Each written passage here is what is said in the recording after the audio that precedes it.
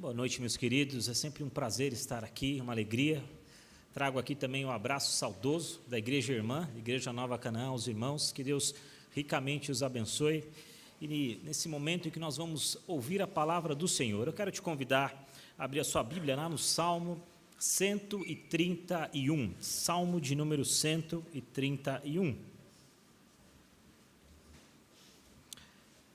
Salmo curto, com 3 versículos. Nós vamos, nesta noite terapêutica, baseada neste salmo. Salmo de Davi, salmo de número 131. Quero pedir a sua atenção e reverência à leitura da palavra do Senhor que faremos neste momento. Cântico de romagem de Davi. Senhor, não é soberbo o meu coração, nem altivo o meu olhar. Não ando à procura de grandes coisas, nem de coisas maravilhosas demais para mim. Pelo contrário, fiz calar e sossegar a minha alma, como a criança desmamada se aquieta nos braços de sua mãe, como essa criança é a minha alma para comigo. Espera, ó Israel, no Senhor, desde agora e para sempre. Vamos orar? Senhor, a tua palavra, ó Deus, foi lida. Nós entendemos, ó Pai, que é nela que nós encontramos as palavras de vida eterna. Por isso, ó Pai querido, nós queremos te pedir, Senhor, que neste momento fale, Senhor, aos nossos corações. Nos ajuda, ó Pai, a entender com profundidade. Nos ajuda, ó Deus, a entender com o nosso coração. Nos ajuda, ó Deus, a entender com a nossa mente a tua palavra, para que possamos, ó Pai, cada dia estar mais perto do Senhor. Fazemos esta oração no nome santo de Jesus. Amém. Meus irmãos, nascido em 3 de novembro de 1956, na cidade de Governador Valadares, o nome dele era Eike Batista. Em 2010, ele aparece na revista Forbes como o homem mais rico do Brasil e o 8º homem mais rico do mundo. Em 2012, considerado o sétimo homem mais rico do mundo, em entrevista ao Fantástico, disse que em 2015 ou 2016, seria o homem mais rico do planeta. Em 2012, então o presidente da República diz assim: eu acho que esse empresário Eike, ele é uma pessoa de sonhos extremamente ambiciosos e que procura cumpri-los. Em 2013, ele foi tão bom vendedor de seus projetos, dizia um economista chamado Rodrigo Constantino, foi tão bom em vender seus projetos e sonhos que ele mesmo acreditou na sua fantasia, e a sensação é que ele juntou egocentrismo e megalomania, evidentes, e surtou. Ficou tão grande que se achou invencível. Em 2013, na capa da revista Exame, estampava o seu rosto com a seguinte mensagem: o sonho acabou. Em 2013 ainda, numa revista muito conhecida chamada Bloomberg, disse: como perder uma fortuna de 34,5 bilhões em um ano. Em 2015, que seria então um ano da sua glória, tem os seus bens apreendidos para o pagamento de dívidas. Em 2017, é preso depois de uma denúncia ligada à Operação Lava Jato. Meus irmãos, o que talvez tenha acontecido com esse homem? Um grande empresário brasileiro, talvez o símbolo de um capitalismo pujante, de uma nação que iria crescer. Talvez o que aconteceu com esse homem foi que os seus sentimentos de soberba tenham abalado o seu coração e tenha colocado toda a sua esperança nos seus bens, toda a sua esperança nas suas riquezas, que foram embora. Aquele horário altivo acabou. Meus irmãos, pensando então na nossa igreja, pensando na nossa vida, como nós, como cristãos, nesse mundo extremamente materialista e consumista, que nos leva a todo momento à soberba, que nos leva a todo momento a pensar mais em nós do que os nossos irmãos, como nós, cristãos, podemos fugir dessa tenaz tentação que nos assedia? Como eu e você, mesmo sem talvez tanta soma ou tantos valores financeiros, podemos entender a vida, podemos entender como eu e você devemos estar contentes com aquilo que Deus nos dá. Por isso, meus irmãos, nessa noite, o tema da minha mensagem é a verdadeira esperança. A verdadeira esperança. E eu quero dizer que a esperança no Senhor é a razão da negação do nosso orgulho e da quietude da nossa alma. A esperança no Senhor é a razão da negação do orgulho e da quietude da nossa alma. Meus irmãos, esse salmo começa então, lá no princípio, dizendo assim: não é soberbo o meu coração. Coração, nessa ideia do Antigo Testamento, refere-se ao homem como um todo, refere-se a tudo o que ele é, refere-se aos seus sentimentos, refere aos seus sonhos, refere aos seus planos, refere aos seus relacionamentos, ou seja, refere a tudo aquilo que é o homem. E Davi, ao escrever, diz assim: não é soberbo o meu coração. E soberbo, obviamente, quer dizer alguém que se exalta, alguém que é orgulhoso, alguém que tem em si, somente em si, e nas suas coisas, motivo da sua alegria, motivo da sua satisfação. Ter um coração arrogante é colocar em primeiro lugar o seu bem-estar, em detrimento das outras pessoas. O coração que se exalta, que é orgulhoso, é odioso aos olhos do nosso Deus. Nosso Deus sempre falou muito veementemente contra isso durante toda a sua palavra, porque a soberba pode vir, meus irmãos, por várias coisas.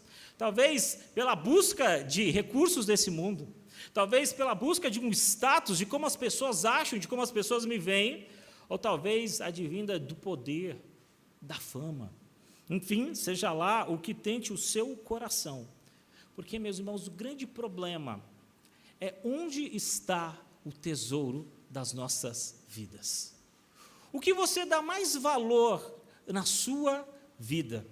Jesus nos disse lá em Mateus, capítulo 6, versos 19 a 21, dizendo: não acumuleis para vós outros tesouros sobre a terra, onde a traça e a ferrugem corrói, e onde os ladrões escavam e roubam. Não ajunteis para vós outros tesouros nos céus, mas ajunteis para vós outros tesouros no céu, onde traça nem ferrugem corrói, onde ladrões não escavam, nem roubam, porque onde está o tesouro, aí estará o teu coração. Onde está o tesouro? Onde estão as coisas significativas para você? Jesus disse: aí sim estará o seu coração. Meus irmãos, a questão aqui é longe da questão dos recursos ou do dinheiro, é longe necessariamente do status, mas o grande problema é que quando a sua segurança, o grande problema é quando a sua esperança está baseado nessas coisas, porque elas acabam, porque elas podem, como nós vimos no exemplo que eu iniciei a prédica desta noite, podem ir embora, num simples sopro, num simples apagar de luzes. Nesse momento, então, a questão não é ocupar um cargo de destaque, mas é a soberba, é aquilo que está no seu coração. A palavra de Deus fala tanto a esse respeito que eu poderia citar aqui versículos e versículos, mas um versículo me chama a atenção lá no Salmo 19, quando diz assim: também da soberba guarda o teu servo, que ela não me domine, então serei irrepreensível e ficarei livre de grande transgressão. Meus irmãos, a soberba nos assedia a todo momento. Se você olhar ao longo da história de Israel, você vai ver que em determinado momento isso alcançou aquela nação. Antes da destruição do reino do norte, que se deu mais ou menos aí no ano 760 a.C., Oséias disse ao povo a seguinte mensagem: eu te conheci no deserto, e em terra muito seca, quando não tinha pastos. Eles se fartaram, e uma vez fartos, ensoberbeceu-lhes o coração. Por isso, se esqueceram de mim. O povo do Senhor, aquele que atravessou o deserto, aquele que foi chamado com mão tão poderosa, que viu tantas coisas, tantos milagres, diz Oséias, eles se esqueceram do seu Deus. Provérbios diz: a soberba precede a ruína, e a altivez de espírito, a queda. Meus irmãos, a humildade é tão importante, mas tão importante, que no chamado Sermão do Monte, Jesus inicia ele dizendo: bem-aventurado os humildes de espírito, porque deles é o reino do céu. Não há lugar para orgulho no cristianismo, não há lugar para orgulho naqueles que amam a Deus, porque nós entendemos que tudo que nós somos, tudo que nós temos, todo o nosso poder, tudo que nós conquistamos neste mundo, vem da mão do nosso Deus. E não há aqui motivo para nós sermos orgulhosos. Então, o verso começou dizendo o seguinte: não é soberbo o meu coração. Davi, então, vai ainda caminhar um pouco mais e dizendo, não é altivo o meu olhar. Olhar altivo, meus irmãos, indica a presunção, julgar-se mais capaz do que as outras pessoas. Lá no Salmo 101, também Salmo de Davi, ele diz assim, o que tem olhar altivo e coração soberbo, não o suportarei, diz o Senhor. Deus, por intermédio de Isaías, disse ao seu povo que aquele que tem olhar altivo seria humilhado. Quando ele diz, os olhos altivos dos homens serão abatidos e a sua altivez será humilhada. Um comentarista que eu gosto muito, chamado Derek Kidner, quando comenta esse texto, ele diz o seguinte, esse é o pecado daquele que se acha melhor do que as outras pessoas e que se subestima e que se coloca acima de qualquer outra pessoa. Meus irmãos, quando nós olhamos para a palavra de Deus, nós entendemos que, como cristãos, a humildade é uma qualidade essencial às nossas vidas. Quando nós lemos a palavra do nosso Deus, nós vemos que essa é a grande qualidade que um cristão deve ter. E isso vem, meus queridos, pelo grande exemplo do nosso Mestre. Um dos maiores tratados acerca da salvação, em Filipenses 2, Paulo escreve as seguintes palavras: tendo em vós o mesmo sentimento que houve também em Cristo Jesus, pois ele, subsistindo em forma de Deus, não julgou com usurpação o ser igual a Deus, antes a si mesmo se esvaziou, assumindo a forma de servo, tornando-se em semelhança de homens e reconhecido em figura humana, a si mesmo se humilhou, tornando-se obediente até a morte e morte de cruz.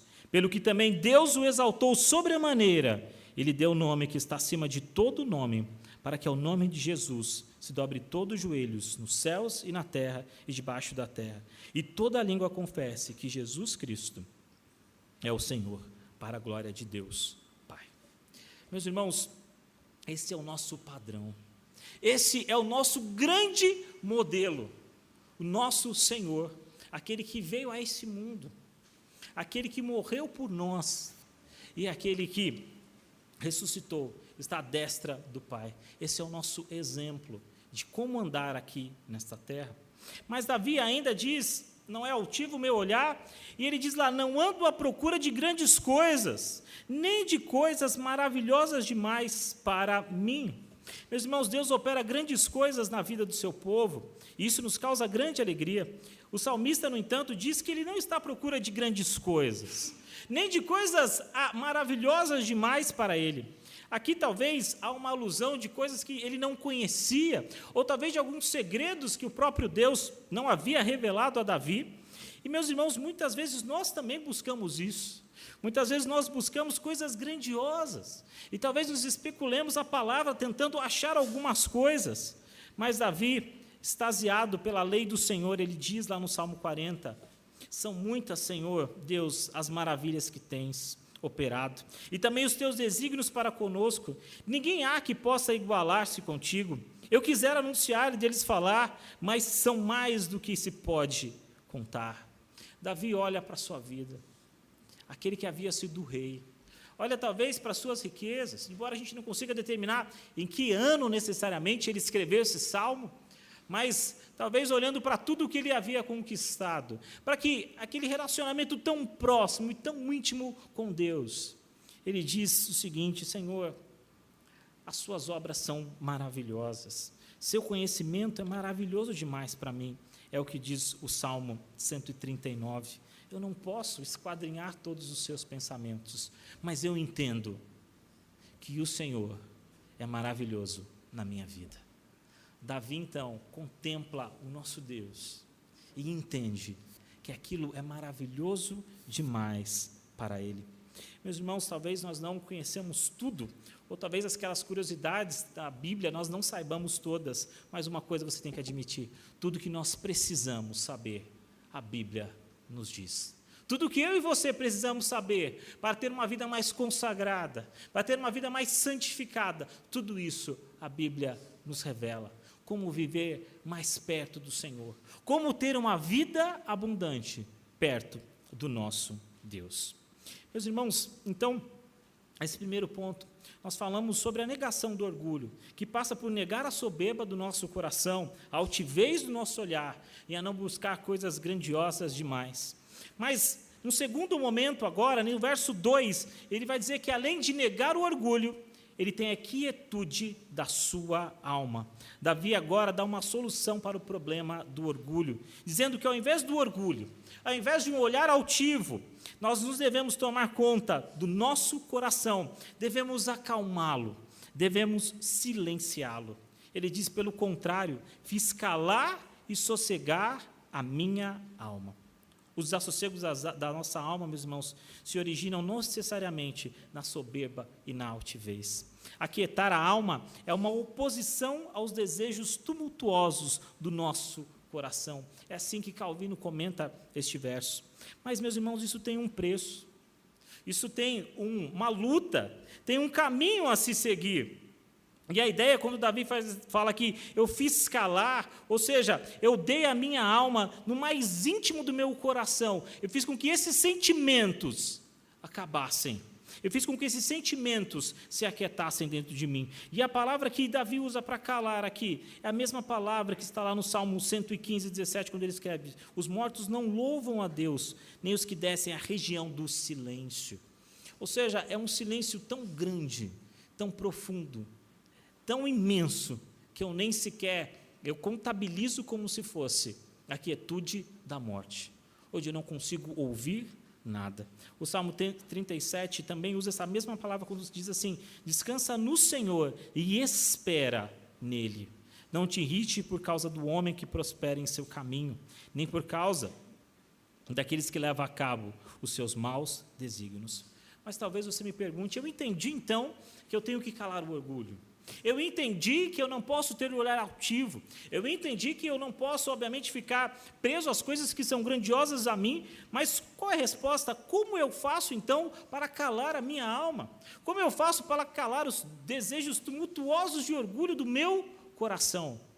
Davi, então, responde essa nossa indagação, dizendo o seguinte, como a criança desmamada se aquieta nos braços da sua mãe, como essa criança é a minha alma para comigo. Meus irmãos, para ilustrar isso, Davi, então, traz a figura de uma mãe e de um filho nos braços. E é interessante pensar que, como criança desmamada, e a ideia aqui é de uma criança grande, porque essa mesma palavra é usada lá, quando em Gênesis fala que Isaac havia sido desmamado e Abraão deu uma grande festa.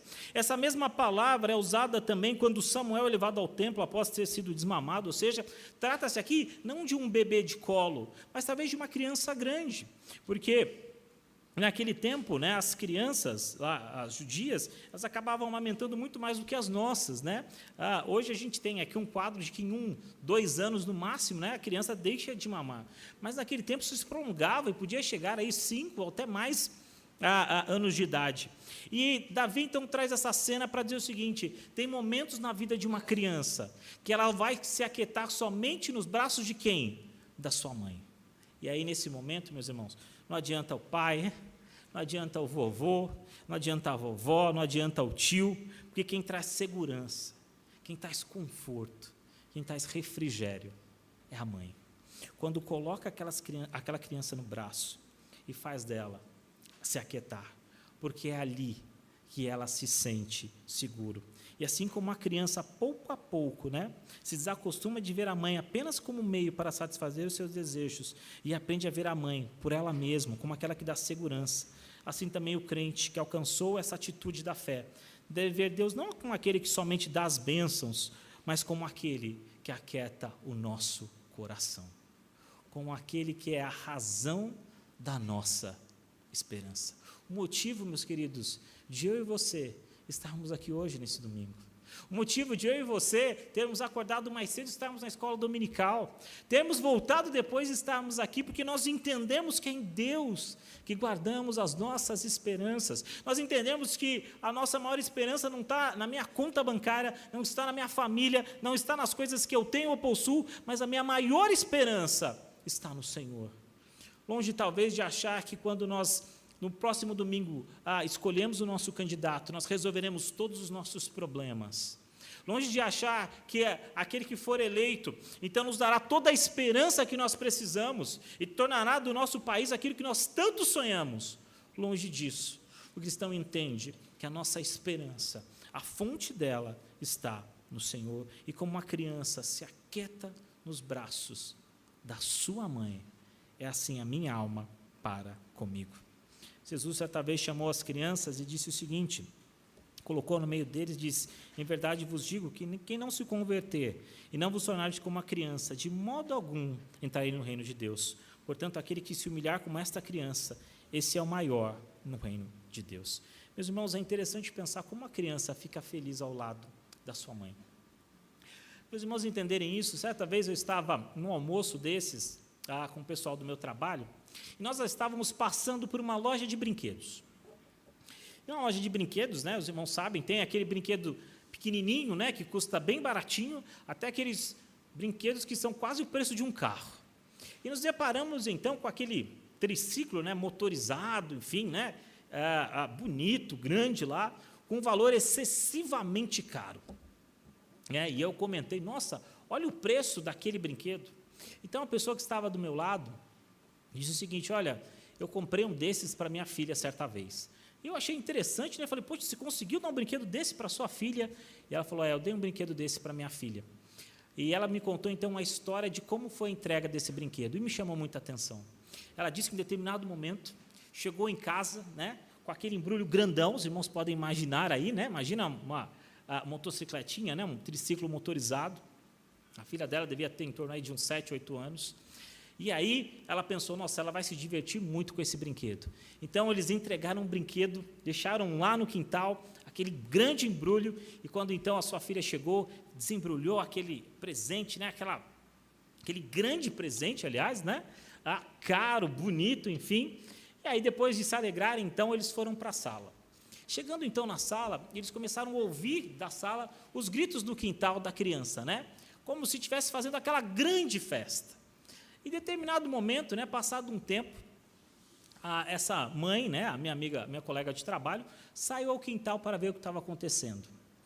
E, para surpresa dela, ela viu aquele triciclo bonito, quieto assim ao canto, enquanto o avô brincava com ela com o papelão da embalagem, correndo para lá e para cá com ela. E ela se alegrou mais no papelão, correndo para lá e para cá, do que naquele presente caro que a sua mãe havia lhe dado.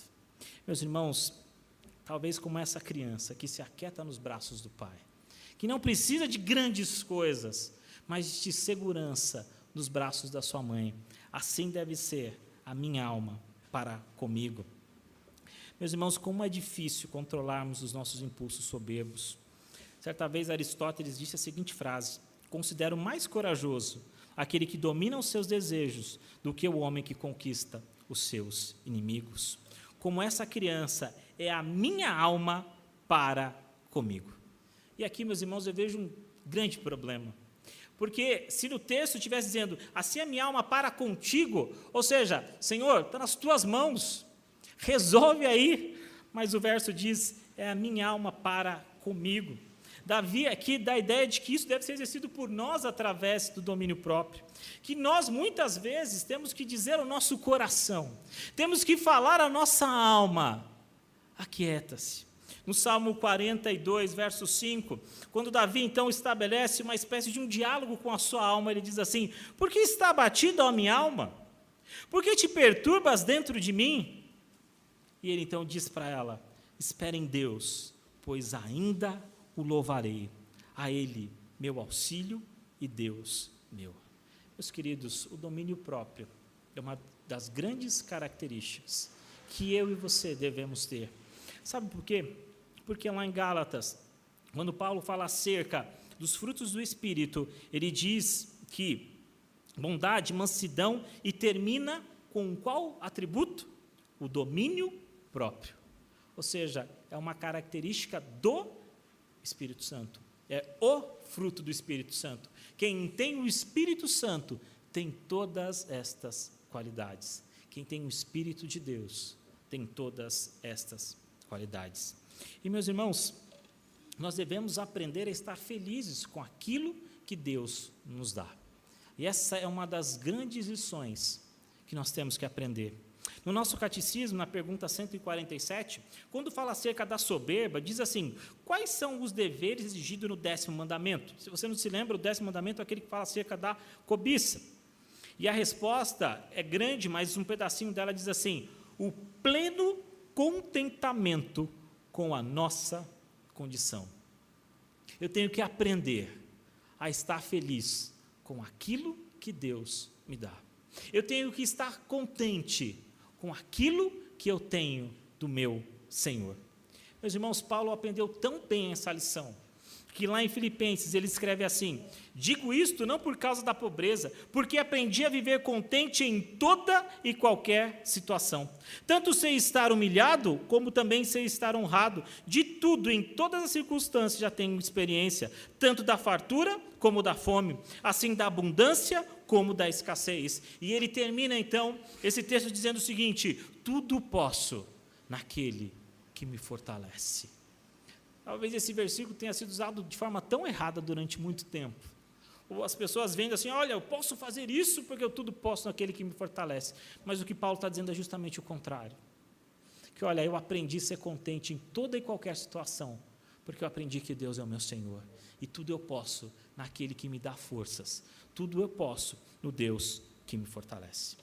Meus irmãos, então nós vimos que nós temos que negar o orgulho do nosso coração.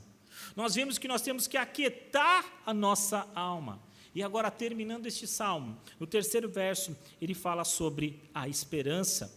E, meus irmãos, a esperança é a razão da negação do orgulho e da quietude da nossa alma. E, reparem, até agora, Davi estava falando sempre em primeira pessoa, mostrando para ele. Mas agora ele abre esse leque, e ele diz agora: essa oração é coletiva, é para todo Israel, é para todo o povo de Deus. Davi, então, agora conclama a Israel, por meio desse imperativo, o único imperativo, a única ordem que nós temos nesse salmo, a colocar em Deus a sua esperança. Reverendo Leandro Lima, no seu livro Razão da Esperança, quando ele comenta acerca disso, ele diz o seguinte: a esperança escatológica, ou seja, a volta de Jesus, é a base da nossa fé. Nos dias atuais, as pessoas têm se esquecido de quão maravilhosa é essa esperança. O secularismo e o materialismo que invadiram as nossas igrejas impedem a maioria das pessoas de pensar no futuro, de ansiar pela libertação final. Estamos tão estabelecidos nessa terra, a ponto de esquecermos que somos estrangeiros e peregrinos aqui. A esperança do futuro se manifesta poderosamente no presente, de maneira que o porvir já pode ser experimentado por nós em alguma medida. Meus irmãos, Davi foi o homem que aprendeu isso. Davi foi o homem que chegou lá. Ele tinha tudo. Talvez esse salmo tenha sido escrito, talvez se esse salmo tivesse sido escrito por alguém pobre, alguém que não teve nada na vida, você falaria: mas ele também, nunca teve nada. Esse salmo foi escrito para um homem que experimentou talvez as maiores glórias que uma pessoa possa ter experimentado aqui na terra. Experimentou talvez a riqueza, luxo, o palácio, pessoas a quem ele podia dar ordem a todo momento. E, meus irmãos, mesmo assim, ele aprende essa lição e ele entende que, mesmo tendo tudo, mesmo tendo passado por tanto conforto, por tanta coisa boa, por tanta abundância, ele entende que a sua esperança está no Senhor. E ele disse: espera, ó Israel, no Senhor. Espera, ó Israel, no seu Deus. E essa frase, meus irmãos, é idêntica lá do Salmo 130, o Salmo acima, quando diz que Israel devia esperar, não nas vitórias que eventualmente seus inimigos teriam, mas ele devia esperar a resposta certa, vindo do Senhor. Segundo Davi, os benefícios baseados nessa confiança serão fiéis e perenes. Tinham esse valor constante de mostrar que a sua fé não seria abalada, porque ele espera ansiosamente no Senhor. Israel, meus irmãos, cantava esse salmo sempre. Esse salmo é conhecido como Salmo de Subida, né? Ou Salmo dos Degraus, enfim. Mas ele era cantado sempre que eles iam ao templo. E eles se lembravam constantemente dessas palavras. Esses peregrinos que muitas vezes deslocavam o templo, lembravam dessas palavras quando quando caminhavam até o templo. Isso fazia deles a entender sempre que a esperança devia estar no Senhor. De que o orgulho não tinha lugar para aqueles homens, de que eles deviam aquietar os seus sentimentos e confiar no Senhor. Paulo escreve lá em 1 Coríntios capítulo 15, verso 19, se a nossa esperança em Cristo se limita apenas nesta vida, somos os mais infelizes de todos os homens.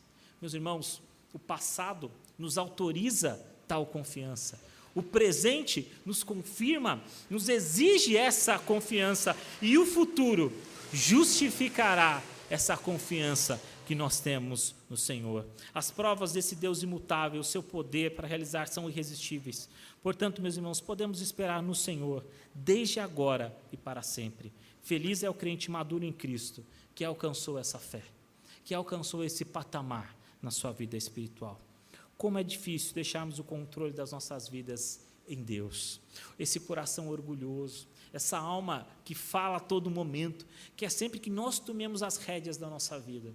Mas nós somos convidados aqui a esperar no Senhor, a deixar a nossa vida nas mãos do nosso Deus.